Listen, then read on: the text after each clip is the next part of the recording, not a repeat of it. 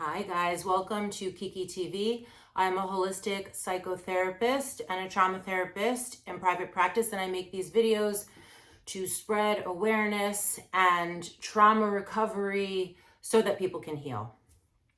So today we're going to talk about what happens when you go no contact with a narcissist. Going no contact with a narcissist means exactly what it sounds like. You stop speaking to them. And why would you do that? You would do that because they're abusive. They harass you. They demean you. They're traumatizing you. Narcissistic abuse could give you not only trauma, but actually PTSD or complex PTSD. So it's very important to be able to heal from that. And oftentimes you have to get away from the narcissist to do that. I mean, all the time. You have to get away from the narcissist to do that. You cannot heal in the same environment that hurt you. So that's why you go no contact. You go no contact so that you could stop the attacks, stop the gaslighting, stop the mental, emotional, sometimes physical, financial, sexual abuse so that you can heal. That's why you go no contact. But what does the narcissist do when you go no contact? So you must be prepared, because the narcissist will not like you going no contact, because what that means is you're no longer available to give them narcissistic supply, which is attention and affection and validation and sometimes, whatever resources they're used to taking from you, money or time or energy or a place to live or food to eat or your friends or your status, like whatever it is, sex, they're takers. And when you stop supplying them, they're like, wait a minute, this is not okay with me. So these are some of the ways that they will react to you going no contact. They're manipulative and gaslighting.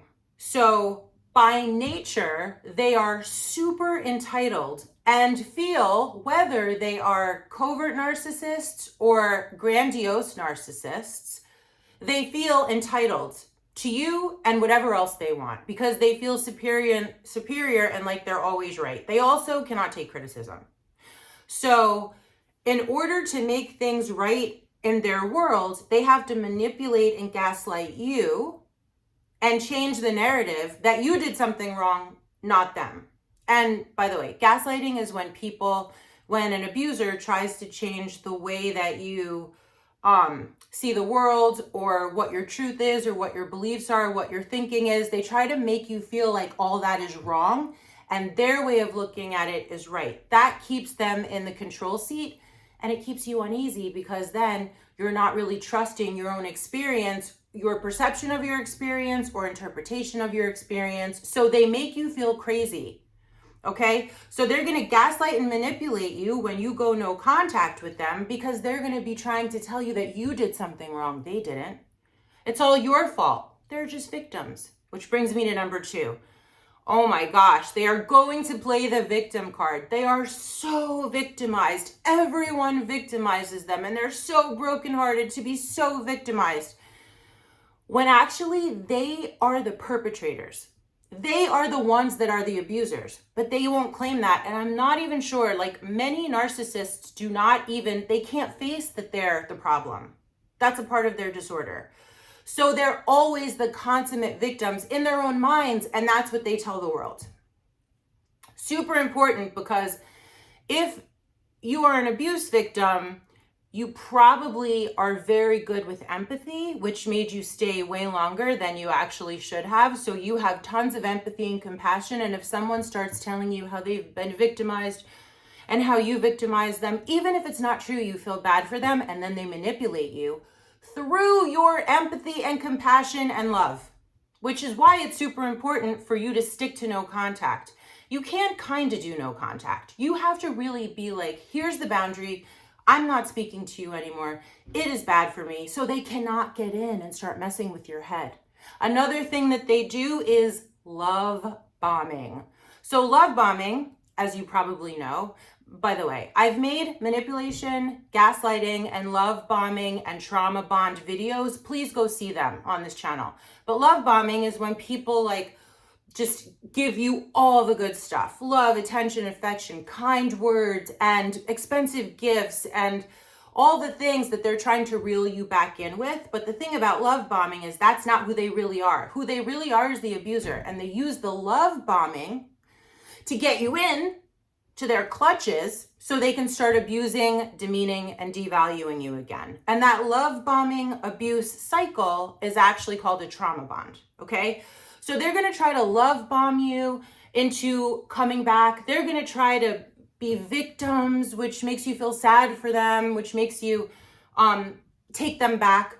All of these things you have to stay strong. And this is also called hoovering. They're trying to, hoover is a vacuum. So they're trying to suck you back in like a vacuum sucks, right? Through all of these manipulation tactics, you must stay strong.